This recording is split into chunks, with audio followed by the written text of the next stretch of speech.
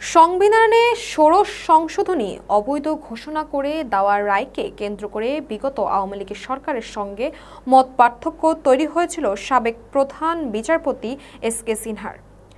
বিচারক আদালতে বিচারকদের শৃঙ্খলা বিধি সংক্রান্ত গেজেট নিয়েও এস.কে. সিনহার ওপর নাখোশ ছিল আওয়ামী লীগ। 2017 সালে এক অস্থির পরিস্থিতিতে দেশ ছাড়েন তিনি।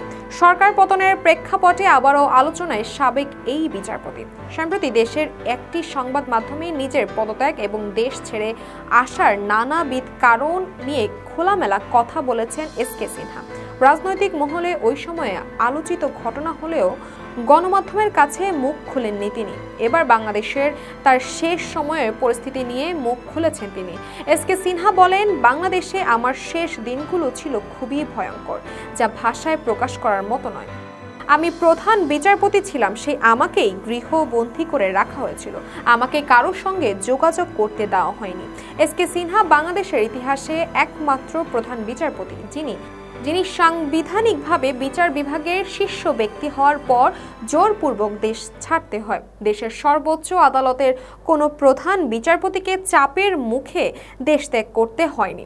তিনি আরও বলেন, আমার ইন্টারনেট সংযোগ বিচ্ছিন্ন করে দেওয়া হয়, আমার বাড়ির চারপাশে নিরাপত্তা বাহিনী পাহারা বসায়, আমার একজন স্টাফ বাসায় ঢুকতে গেলে তাকে পেটানো হয়। ডিজিএফআই এর সাইফুল আবিদিন মধ্যরাতে আমাকে বিরক্ত করতেন এবং পদত্যাগ করে দেশ ছাড়ার জন্য চাপ দিতেন। সুপ্রিম কোর্টের আপিল বিভাগে তার সহকর্মীরা সরকারের মাধ্যমে প্রভাবিত হয়ে আদালতে তার সঙ্গে বসতে অস্বীকৃতি জানায় এবং তাকে বলেন যে হাইকোর্টের বিচারপতিরা তাকে সহযোগিতা করবে না। তখন আমি ভেবেছিলাম আমার এই দেশে থাকার কোনো ধরনের অধিকার নেই। তাসপিয়া তাবাসসুম, ইসময়, ঢাকা।